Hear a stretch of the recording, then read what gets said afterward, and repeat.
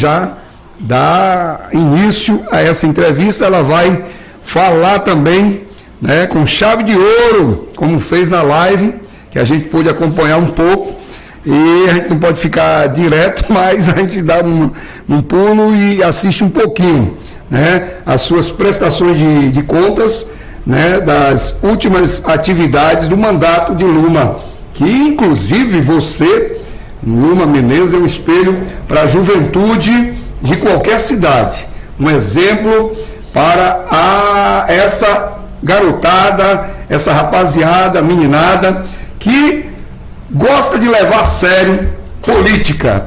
Às vezes as pessoas dizem, não quero saber de política não sei. Conversa fia, rapaz, procure se aprofundar na política, porque não só tem má pessoas na política, não. Tenha certeza disso, que existem pessoas do bem e que querem o melhor para o povo da sua cidade. Luma, bom dia, minha querida. Bom dia, Jolimar, bom dia, Renato, bom dia, Luciano, né? Bom dia a todos os espectadores da Ouro Negro, né? Agradeço pela oportunidade de estar aqui hoje. A gente acabou de chegar da mobilização, inclusive, dos servidores municipais. A gente estava lá, estou um pouquinho aqui molhado, não sei se está saindo na câmera, mas uma mobilização muito importante, né? Os servidores estão lá fazendo a sua passeata, estão dando um giro no comércio, mesmo debaixo de chuva, né? Porque a luta não espera. E é importante falar sobre isso. E eu queria só trazer até um ponto interessante, né, sobre a fala do companheiro que estava falando sobre a questão do censo. E aí muita gente acaba tendo um preconceito a respeito do censo, principalmente nesse momento que a gente tem tido grande desinformação, né? Então, gente, se o recenseador passar na sua casa, né, quiser te entrevistar, pode ficar tranquilo, isso não vai retirar benefício, isso não vai trazer nenhum tipo de prejuízo. Todas as informações que são coletadas são informações que são sigilosas, então apenas o IBGE terá aquela informação e não pode ser vazado, não tem como ser vazado. Muito pelo contrário, traz benefícios para a cidade, né, garantindo essa resposta mais assertiva, mais completa sobre a população que está aqui, e a gente pode inclusive receber muito mais recursos do governo federal, do governo estadual, melhorar as nossas políticas públicas que já existem aqui na cidade. Então, quem ganha somos todos nós. Então, receba o recenseador em casa.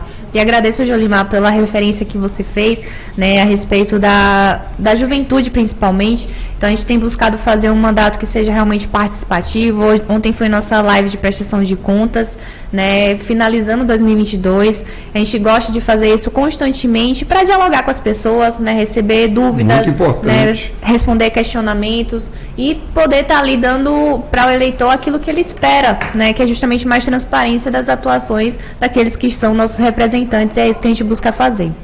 Muito bem, a gente percebe que na Câmara de Vereadores o destaque de Luma, que é importante para a sociedade e os próprios eleitores, como eu falei no início do programa sobre os entrevistados, vereadores, que a Luma foi votada em Alagoinhas, pelos seus eleitores, mas ela representa todos os eleitores da cidade de Alagoinhas. Não pense você, Luma, o vereador tal, só representa tal bairro. Não. Ela representa a nossa cidade de Alagoinhas. E também, fale um pouquinho da sua trajetória na Câmara, a sua chegada. Vamos fazer uma retrospectiva, quando você chegou, né? Para aprender, claro que seu pai já era vereador e com certeza passou algumas explicações para você, mas eu acredito que você também tem suas ideias, né, ao chegar na Câmara, e hoje é também secretária Primeira secretária. Então fique à vontade para falar um pouco da sua trajetória. Eu agradeço, Jolimar. A gente, na verdade, é importante você citar a respeito da trajetória de meu pai, né? Então, muito da nossa construção começa assim, né, na trajetória pela passagem de meu pai na Câmara, né? Foram 4 anos, um único mandato, e a aproximação, querendo ou não, com a política aconteceu justamente com esse acompanhamento que eu pude fazer. Eu ainda, né, eu morei 6 anos em Salvador, né, saí daqui após o ensino médio para poder estudar, né, fazer faculdade lá, fazer minha graduação. Mas apesar de estar distante, eu sempre estava aqui próximo, né? Eu estava sempre aqui perto.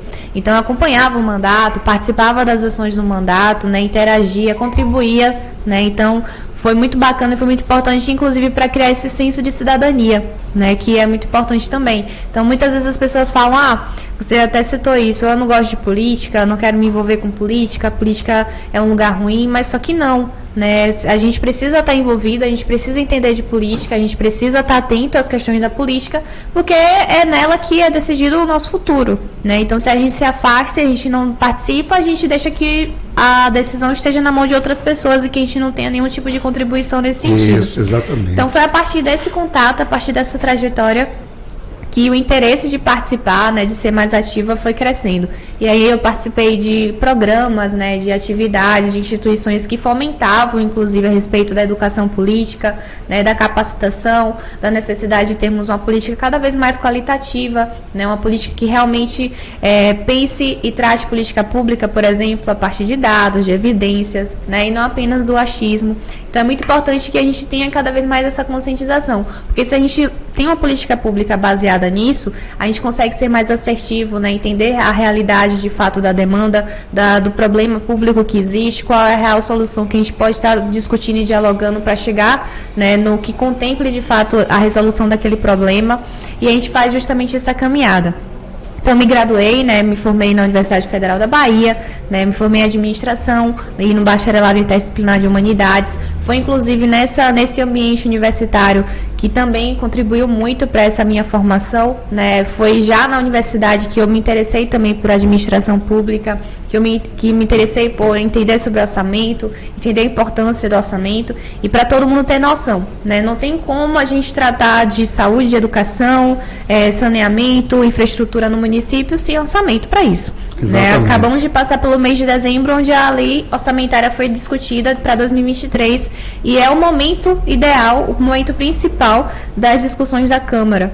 Então, já na graduação, esses interesses começaram também a ser aflorados, né, para entender realmente como é que funciona. E aí veio justamente essa oportunidade em 2020, um ano muito difícil para todo mundo, né? Foi um ano de início de pandemia, a gente não sabia o que estava enfrentando, a gente estava ainda entendendo o que estava acontecendo, todo mundo muito com medo também, né? Então foi uma campanha completamente atípica, pelo menos para a gente seguiu muito do que estava sendo estabelecido ali pelo Ministério da Saúde, pela OMS, então a gente fez uma campanha completamente atípica e mesmo assim a gente conseguiu, né, ter um resultado excelente, que foi garantia da eleição ali no ano de 2020. Iniciamos 2021 já com esse desafio, que era lidar com o município, né, e lidar com a realidade do país, onde uma pandemia estava assolando. E foram grandes desafios de lá até aqui. Acredito que foi um dos anos mais difíceis, né, 2021. Foi um ano também que trouxe muita esperança com a chegada da vacina, né? Muitas discussões importantes a gente teve aqui no município, né? Tivemos a discussão do Código Tributário, se seria revogado, se não seria, se teria alteração, se não teria, né? Muitas discussões importantes aconteceram. Teve a discussão também do empréstimo, né, de quase 50 milhões de reais, que foi solicitado pela Prefeitura Municipal, e a gente fez ponderações importantes, né, como a ausência, né, de sinalização, né, sobre a aplicabilidade desse recurso. Então foram momentos, né, que trouxeram grande crescimento também, pensando do ponto de vista de amadurecimento, né, pensando do ponto de vista também de interação com a população, e o que me deixa a gente mais satisfeita é saber que a partir do nosso mandato muita gente teve informações a respeito do que acontece na Câmara, né? Então a gente busca sempre estar divulgando o que está sendo votado, o que está sendo discutido, quando tem sessão, qual que é a pauta da sessão, o que a gente tem feito de projeto, né, quais são as ações do mandato, enfim. 2021 e 2022 foram 2 anos assim de muita prestação de contas, né? Inclusive agora em 2022 a gente teve a oportunidade de participar de mais um processo eleitoral, né, eu ia falar sobre isso, foi grandioso. Mas a trajetória passa por isso também, né? Pois é, olha, gente, vocês estão perguntando aqui a idade de Luma, 26 anos, né, Luma? 27 anos, partido é o PDT. Pois é, a Luma foi candidata a deputada federal e obteve em votação, no total, 8.000 votos, 8.360 votos, e aqui na cidade, 6.045. Oh, Glória! Rapaz, foi uma maravilha, um exemplo grande para aquelas pessoas que muitas das vezes dizem assim, eu não vou sair candidato, eu não tenho dinheiro. Luma, você teve muita condição financeira para você obter esse quantitativo de votos dentro de Alagoinhas. Você sabe que você é uma representatividade agora para as próximas eleições, aonde muitos candidatos vão querer estar próximo de você também. Você sabia disso? É o que falam, né? Mas não, a gente não teve muito recurso, a gente teve um recurso muito abaixo do que seria esperado, né? Do que era inclusive de direito. E aí uma crítica que eu faço não é apenas ao meu partido em si, eu faço a todos os partidos. Né, candidaturas femininas, quando a gente pega a média assim, nacional, foram uma das candidaturas menos investidas, né, com poucas exceções assim, de mulheres que já tinham ali o seu caminho já desenhado e de prioridade dentro do partido. Quando a gente pega uma média geral, as candidaturas femininas foram pouquíssimo investidas. Então a gente teve um recurso de R$90 mil, né, de fundo partidário, que foi utilizado para a nossa campanha, e a gente recebeu algumas doações de pessoas, né? Teve gente que doou para a nossa campanha, mas não foram doações exorbitantes, foram doações de pessoas comuns, de pessoas trabalhadoras que acreditavam e acreditam no nosso projeto e resolveram doar, né, para tentar ajudar de alguma maneira, além da ajuda que já estavam fazendo voluntariamente de ir para a rua, né, de conversar com pessoas, de divulgar o trabalho. Então, a gente fez uma campanha realmente super enxuta, mas que teve um resultado grandioso. Assim, muita gente pergunta, qual é a receita do bolo, como é que você conseguiu esse negócio, esse valor, esse tanto de voto, né? Aí eu digo assim, gente, eu acho que isso é um pouco do resultado também da resposta das pessoas ao trabalho que a gente tem feito até aqui, né? Então, se a gente estivesse fazendo um trabalho que fosse ruim, ou que as pessoas não estivessem se sentindo representadas, ou as pessoas não estivessem gostando, a gente não teria essa votação. Exatamente. Muito pelo contrário, né? A gente teria uma votação muito menor, né, que demonstraria justamente a resposta da população para isso. Mas não, a gente, em 1 ano e 6 meses ali, 1 ano e 7 meses de mandato, na época que a campanha aconteceu, as pessoas vinham até a gente, quando descobriam que a gente tinha minha candidatura, né, quando descobriam que a gente estava nesse processo eleitoral, as pessoas, além de querer votar, queria divulgar, queria participar, queria contribuir de alguma maneira, e criou-se, né, toda essa mobilização, né, esse movimento de pessoas em torno disso, né, e cada um tinha a sua agenda e a gente super entende isso. Então, às vezes participava quando podia, né, mas estava sempre ali fortalecendo o movimento. Então, a gente teve cerca de 100 pessoas, né, voluntárias atuando e nos ajudando, principalmente aqui na cidade. E foi um grande crescimento. Eu não falo nem só politicamente, eu falo de diversos aspectos mesmo, que a gente conseguiu compreender e conhecer outras realidades fora da caixinha que a gente já está, né? Então, a gente conseguiu ir visitar algumas cidades. Foram 5 cidades que a gente conseguiu visitar, né, entender da realidade daqueles locais. Uma coisa é você escutar, né, a respeito disso, outra coisa é você ir até o local e identificar os problemas públicos que existem também. E a gente compreendeu ainda mais o que a gente já sabia sobre a magnitude e as diferenças que existem na nossa própria Bahia, que é assolada de muita desigualdade social, né, que ainda tem muito problema, né, econômico que precisa ser resolvido, uma grande fragilidade na educação. Então, muito do que a gente acaba vendo por aqui, a gente encontrou em outros lugares também, um pouco menos, um pouco mais, mas a gente entendeu da importância de se pensar a Bahia como um todo, e sem dúvidas isso, assim, ampliou nossos horizontes a respeito de atuação e de comprometimento, principalmente com a política também. Muito bem, então estamos aqui entrevistando ela, a vereadora de Alagoinhas, Luma Menezes. Luma, 2 minutos para encerrarmos, é rápido, foi rápido demais. Foi super rápido. Mas qual o conselho que você dá para essa juventude que desistiu de estudar, desistiu de pensar positivo em sua vida secular, pessoal, jovens que só estudou até a 4ª série, jovens que não querem, estão desestimulados. Você que tem aqui um currículo excelente, bacharelado em interdisciplinar, né? Você jovem, eu posso dizer isso, que eu lutei, eu deixei de viver para mim, para viver para meus filhos. Eu tenho filho hoje na advocacia, eu tenho filho hoje, minha filha como psicóloga, eu tenho outro como biomédico. tudo isso eu me esforcei, trabalhando bastante as horas extras na área da Petrobras para ver meus filhos hoje. Eu tenho um filho da sua idade, que é o biomédico, o Felipe, né, 27 anos. Dê um conselho para essa juventude em sábias palavras, 2 minutos, para encerrarmos essa entrevista contigo e vamos marcar outra entrevista agora em 2023. Vamos, a gente volta aqui sim, com fé em Deus. O conselho, eu diria assim, muitas vezes parece que a gente entende, né? A gente convive muito com isso, muitos jovens que estão sem expectativas, né? Justamente porque também não enxergam de fato, né, oportunidades, não enxergam um futuro que seja realmente diferente, não enxergam dias melhores lá na frente, mas vale a pena acreditar, né? Vale a pena ter esperança.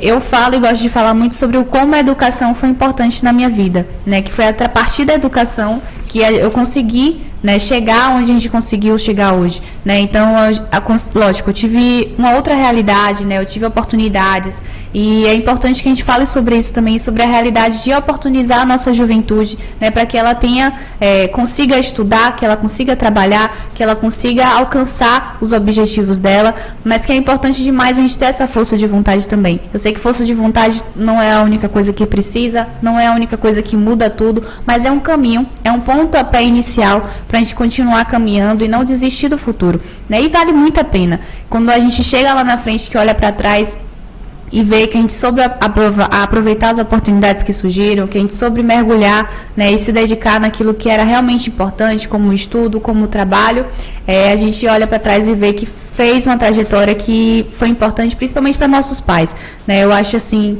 é legal olhar hoje e ver onde eu cheguei e dizer que eu tenho dado orgulho, né, para meu pai, para minha mãe. Exatamente. Então é muito importante que a gente também tenha essa consciência de reciprocidade, né, que foram pessoas que abriram mão de muitas coisas por nós, que você acabou de dar esse exemplo, né, e a mesma coisa dentro de casa lá também. E quantos pais fazem isso? Abrem mão de diversos sonhos muitas vezes, né, de trilhar uma trajetória que seria muitas vezes a trajetória que gostaria de ter trilhado para garantir um futuro diferente para seus filhos, né? Então nós, enquanto filhos, nesse momento a gente precisa também ter essa reciprocidade, dar orgulho, né, garantir que eles possam ver os frutos daquilo que eles aplicaram na gente lá atrás e dizer que vale realmente a pena, né, a gente poder escolher o caminho do bem e dar luz, né, para todos nós. E aproveitando, né, já que é para encerrar, eu quero agradecer mais uma vez, Jolimar, a oportunidade de estar aqui hoje, desejar a todos um feliz ano novo, que 2023 seja um ano muito melhor do que foi 2022, que apesar das lutas, dos desafios,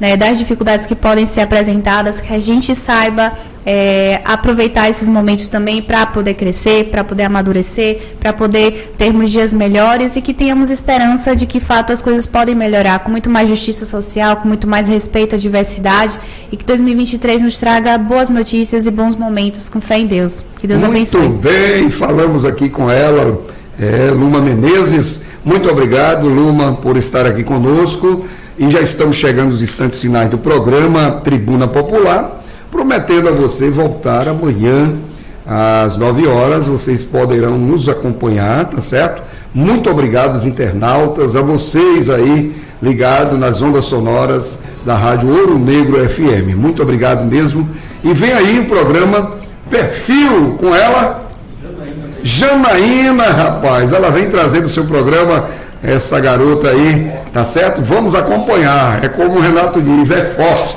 E o nosso vereador que está aqui conosco também, o pai da Luma, né, Osésio Menezes, vai participar também conosco o ano que vem. Vamos fazer uma entrevista com ele, para ele falar um pouco sobre a política de 2024. Um abraço para todos vocês, fiquem com Deus. E, se Deus nos permitir, estaremos aqui amanhã, nesse mesmo horário. Tchau, tchau, fiquem com Deus.